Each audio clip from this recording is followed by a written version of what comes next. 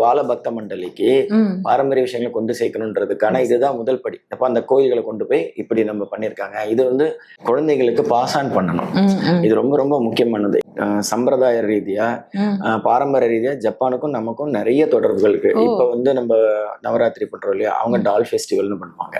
இமீடியட்டா வேலைக்கு போற சூழ்நிலை எல்லாம் இருக்கும். அதனால college first year, second year, third year படிக்கிறச்சு இது கூடயே வந்து ஒவ்வொரு லெவல் 3 லெவல் படிச்சான்னா போறோம்.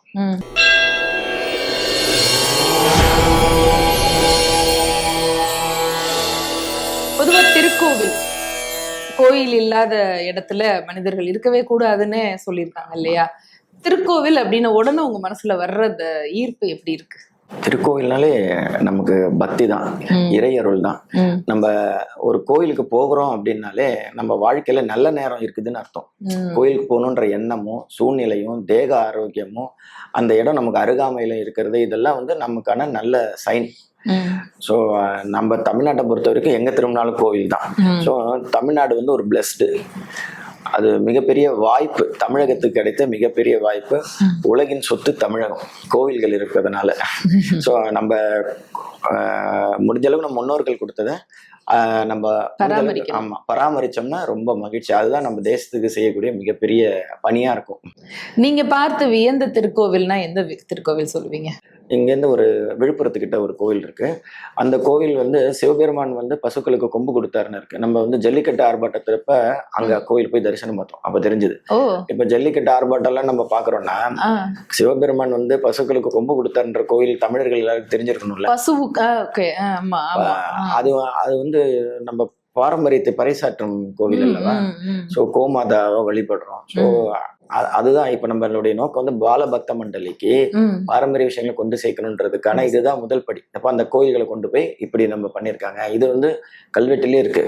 இதே பிரிங்கி முனிவர் தான் அங்கேயே வந்திருக்காரு. ஸோ இதெல்லாம் வந்து நம்ம குழந்தைகளுக்கு பாஸ் ஆன் பண்ணணும். இது ரொம்ப ரொம்ப முக்கியமானது. வரலாற்று வீரர்கள், இப்போ சரித்திர புருஷர்கள் நம்ம சொல்றோம் இல்லையா, அது மாதிரி யாரை நீங்க பிரதானமா உதாரணமா சொல்லணும்னா பிள்ளைகளுக்கு யாரை சொல்லுவீங்க நீங்க கோயில்ல பேசுற போதெல்லாம் குழந்தைகளுக்கு? கண்டிப்பா நம்ம பாரதியாரை சொல்லுவோம். பாரதியார் நிறைய மொழிகள் படிச்சிருக்கிறாரு, நிறைய இலக்கியங்கள் படிச்சிருக்கிறாரு, அயல்நாட்டு இலக்கியங்களும் படிச்சிருக்கிறாரு.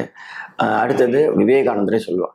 இவங்க 2 பேருக்கு என்ன ஒரு முக்கியமான விஷயம்னா அவங்க நாகரிகத்தையும் கலாச்சாரத்தையும் பிரிச்சு பார்த்துருக்குறாங்க. அது ரொம்ப ரொம்ப முக்கியம். விவேகானந்தர் வந்து சிக்காகோ சொற்பொழி முடிஞ்சு தேசத்துக்கு வந்ததுக்கு அப்புறமா அவங்க தாயாருக்கு ஒரு பிரார்த்தனை இருந்தது. என்ன பிரார்த்தனைனா வந்து இந்த மாதிரி காளி கோவில்ல பிரார்த்தனை பண்ணியிருக்கேன், நீ நல்லபடியா திரும்ப வந்தோன்னா அங்க பிரதட்சணை பண்ணணும் அப்படின்ட்டு. ஸோ அவர் வந்து அவங்க அம்மா சொன்னோன்னா அன்னைக்கு பண்ணியிருக்காரு. அது முடிச்சதுக்கு அப்புறம் மேலை நாட்டு பத்திரிகையாளர்கள்லாம் இருப்பாங்களா, அவங்க வந்து அவர்கிட்ட வந்து கேட்குறாங்க, நீங்க வந்து மேலை நாட்டுக்கெல்லாம் போயிட்டு வந்துட்டீங்க, நிறைய விஷயங்கள் சொன்னா உங்களை சொல்றது எல்லாரும் கேட்கும் போது இப்படியே மண்ணில் உருள்றாமா அவங்க அம்மா சொன்னாங்கன்னு சொல்லிட்டு அப்படின்னு கேட்குறாங்க. அப்போ அவங்க சொன்னாங்க, மிகப்பெரிய விஞ்ஞானி தத்துவ ஞானி யாரா இருந்தாலுமே கூட என் தாய் சொல்லுதான் எனக்கு ரொம்ப தாரக மந்திரம். எங்க அம்மா எந்த காலத்துல தப்பா சொல்லவே மாட்டாங்க, கைட் பண்ணவே மாட்டாங்க. ஸோ ஆனா இவ்வளவு நாள் எங்க அம்மாவை மதிச்சுதான் வளர்ந்தேன் அப்படின்னு அவர் சொன்னார் அந்த பத்திரிகையாளர்களுக்கு. ஸோ இன்னைக்கு நம்ம கொஞ்சம் வெளிநாடுகளுக்கு போயிட்டு வந்தோம்னா நம்ம தேசத்தை பத்திய நிறைய குறைவான மதிப்பீடுகள் நமக்கு வருது. ஆனா வந்து அது வந்து அதுக்கு முக்கியமான காரணம் கலாச்சார ரீதியான விஷயங்கள், நம்ம தேசத்தை பத்திய பெருமிதமான விஷயங்கள் நம்ம குழந்தைகளுக்கு தெரியல. டெக்னாலஜி வளர்ந்துருச்சு, அவர் ஒத்துக்கிறார். விவேகானந்தர் சொல்றாரு, வெளி சூழலை கையாளக்கூடிய தொழில்நுட்பங்களை கத்துக்கோங்க, உள் சூழ்நிலையை கையாளக்கூடிய பாரம்பரிய விஷயத்தை கலந்துக்கோங்க. இப்படிப்பட்ட மனிதர்கள் தான் தேச வளர்ச்சிக்கு உதவியா இருப்பாங்க அப்படின்னு சொல்றாரு. எங்களுடைய நோக்கமும் அதுதான். செயல்பாடு ஒரு பக்கம், அவங்களுடைய அறிவையும் ஞானத்தையும் விருத்தி பண்றதுக்கு திருக்கோவில்ல, வேம்புலியம்மன் கோவில்ல அவங்களுக்கு எது வழியா அதை வந்து புகுத்துறதுக்கான ஏற்பாடு பண்ணிருக்கீங்க? இப்ப புத்தகங்கள் அந்த மாதிரி ஏதாவது ஏற்பாடு பண்ணிருக்கீங்களா? என்ன மாதிரி நடவடிக்கை? குழந்தைகளுக்கு 2 விஷயங்கள். ஒண்ணு வந்து இந்த வகுப்பு இல்லாம இன்னொரு வகுப்பு கோப்பு கொட்டீரம் வகுப்புன்னு சொல்லிட்டு முரளிதர சுவாமிகள் அவருடைய அருளாசையோட அவங்களுடைய அடியார்கள் வந்து நம்ம ஆலயத்துல வகுப்பு எடுக்கிறாங்க. குருபக்தி, நல்ல ஸ்லோகங்கள், அவங்களோட முரளிதர சுவாமிகள் வடிவமைத்த என்ன உண்டோ அதெல்லாம் சொல்லித்தராங்க. அது வந்து அவங்களுக்கு நல்ல பக்தியை வளர்க்கறதுக்கும் குரு பக்திக்கு உதவியா இருக்கு.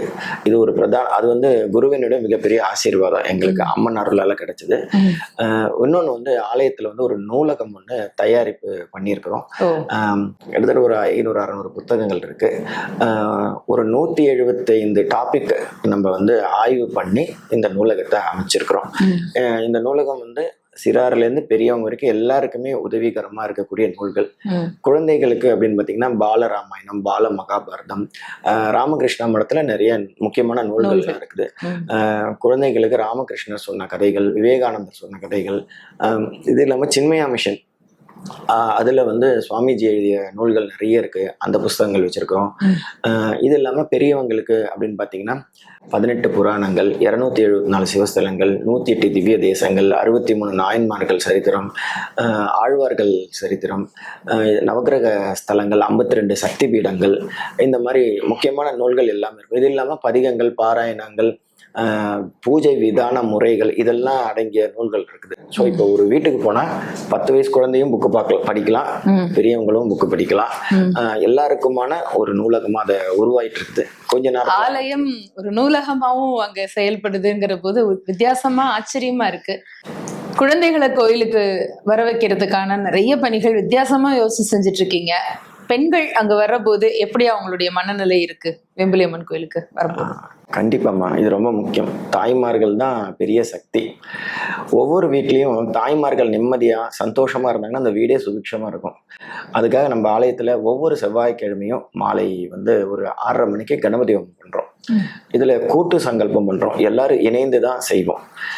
நம்ம சொல்ல விநாயகர் நாமங்கள் சொல்ல எல்லாருக்கும் ஒரு தொன்னை கொடுப்போம், புஷ்பங்கள் கொடுப்போம். அவங்க கையினாலேயே அவங்க பூ போட்டு அர்ச்சனை பண்ணலாம். அது முடிஞ்சதுக்கப்புறமா அது எல்லாத்தையுமே நம்ம கலெக்ட் பண்ணி விநாயகருக்கும் அம்பாளுக்கும் சமர்ப்பணம் செய்வோம். இது என்னன்னா அவங்களுடைய பிரார்த்தனைகளை கடவுள்கிட்ட ஒப்படைக்கிற மாதிரி. இது உட்காந்து நிதானமாக பண்ணுறது. அதே போல் ஹோம திரவியங்கள்லாம் அவங்க கையினால கொடுத்து அவங்களே ஆலயத்தை சுற்றி வந்து அவங்களே பண்ணுவாங்க.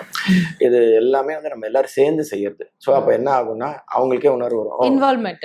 நம்ம போனாதான் ஹோமம் நடக்கும், அவங்களாம் வரலன்னா எப்படி நடக்கும்? ஸோ இது அர்ச்சகர் நடத்துகிற ஹோமம் கிடையாது, மக்கள் நடத்துகிற ஹோமம். அதில் நாங்கள் சேர்ந்து செய்கிறோம். அதே போல் அவங்களுக்கு கொடுக்கக்கூடிய குங்குமம், விபூதி எல்லாமே, தாம்பூலம் எல்லாமே முடிஞ்சவொடனே உட்கார வச்சு கொடுப்போம். இப்போ உங்க அம்மா வீட்டுக்கு யாராவது போனாங்கன்னா திருமணம் ஆனவங்க அம்மா வீட்டில் மட்டும்தான் உட்கார வச்சு, ஆமா, நம்ம பலகையோ நாற்காலியோ போட்டு பெண் பிள்ளைகளை உட்கார வச்சு சந்தன குங்குமம் இட்டு அப்படித்தானே செய்வாங்க. அதுதான் இப்ப அவங்களுக்கு வந்தாங்கன்னா அவங்க அம்மா வீட்டுக்கு வந்த ஒரு மனநிலை உருவாகும். இப்படி சந்தோஷமான மனநிலையில திரும்ப போகும்போது அவங்க வீட்டுல எப்படி இருப்பாங்க, நல்ல சந்தோஷமா இருப்பாங்க. வாரத்துக்கு ஒரு நாள் இந்த மாதிரி ஹோமம் நடக்கிறது. வெள்ளிக்கிழமை குங்குமார்ச்சனை பூஜை நடக்கிறது. எல்லாமே மாலை 6:30 மணிக்கு மாலையில. இது இல்லாம இளைஞர்கள் அவங்களுடைய போக்குதான் இன்னைக்கு எப்படி போகுதுன்னே நம்மளால கணிக்க முடியாத அளவுக்கு இருக்கு இல்லையா? இளைஞர்கள் கோவிலுக்கு வந்து சேவைகள் செய்யறதுல ஆர்வமா இருக்காங்களா? அவங்கள ஈர்க்கிறதுக்கு என்ன பணிகள் செஞ்சுட்டு இருக்கீங்க? நல்ல கொஸ்டின். ஆனா இன்னைக்கு இளைஞர்கள் வந்து இந்த சமுதாய பணிகள் செய்யறதுல நல்ல ஆர்வமா இருக்காங்க. இந்த ஆலயங்கள்ல போய் செய்யறதுன்னு உழவார பணிகள்ல இருக்கிறாங்க. பட் ஆனா ஒரு ஆலயத்துக்குன்னு ஒரு குறிப்பிட்ட ஏஜ், உதாரணத்துக்கு ஒரு 16லேருந்து ஒரு 20 வயது இருக்காங்க. அந்த மாதிரி ஏஜ் குரூப்ல இருக்கக்கூடியவங்க ஒவ்வொரு ஆலயத்திலையும் நிறைய பேர் இருந்தாங்கன்னா நிறைய செயல்கள் நடக்கும். அதனால வந்து நம்ம என்ன பண்றோம்னா ஒரு முயற்சி எடுக்கிறதுக்கு அபிப்பிராயம் இருக்குது. அது எதிர்காலத்துல பண்ணணும்ன்ற ஒரு திட்டம். அது என்னன்னா நல்ல பக்தியா இருக்கவங்க நல்லா இருக்கணும். அது ரொம்ப முக்கியமான நோக்கம். அவங்க நல்லா இருந்தா இன்னும் நிறைய நல்ல விஷயங்கள் செய்வாங்க. அதனால வந்து இப்போ நமக்கு ஆலயத்தில் வரக்கூடிய ஒரு கல்லூரி படிக்கக்கூடிய மாணவியருக்கு ஜப்பான் மொழி சொல்லிக் கொடுக்கலான்னு ஒரு அபிப்பிராயம். இது வந்து ஜப்பான் மொழி வளர்க்கணுன்றது பிரதான நோக்கம் அல்ல.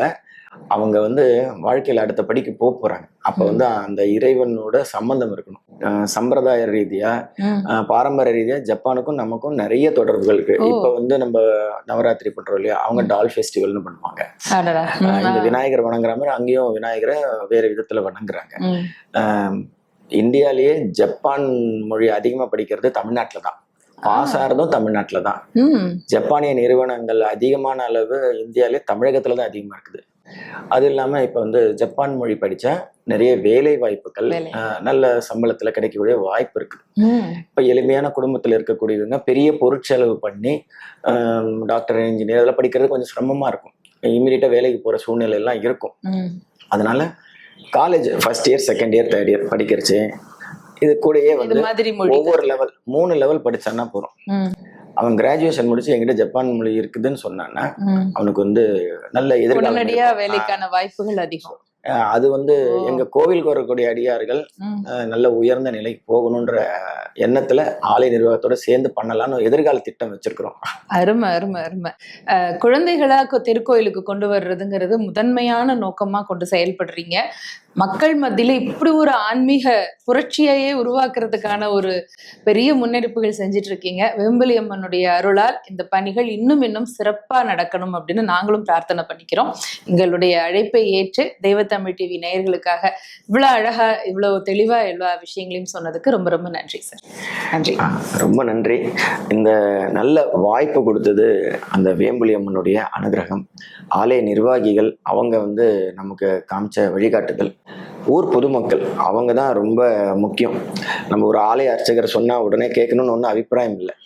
இருந்தாலும் சரி அவர் சொல்றாரு, அவர் சொல்றதை கேட்போம்னு நினைச்சு நமக்கு உதவியா இருந்த ஊர் பொதுமக்கள், குழந்தைகளை நல்ல விதமாக அமைச்ச பெற்றோர்கள், இவங்க எல்லாருக்கும் என்னுடைய மனமார்ந்த நன்றிகள். இது எல்லாத்தையும் விட இந்த நல்ல விஷயம் நடக்குது, இதை வந்து மக்களுக்கு தெரியப்படுத்தணும், நல்ல விஷயங்கள் நல்ல மக்களுக்கு போகணும்னு நினச்சி நல்ல சத்காரியங்கள் செஞ்சிட்டு இருக்கக்கூடிய தெய்வத்தமிழ் யூடியூப் சேனல் நிர்வாகிகளுக்கும் இவ்வளோ நேரம் நல்ல விதமாக பேட்டி எடுத்தவங்களுக்கும் ஆலயத்தின் சார்பாக மனமார்ந்த நன்றிகள்.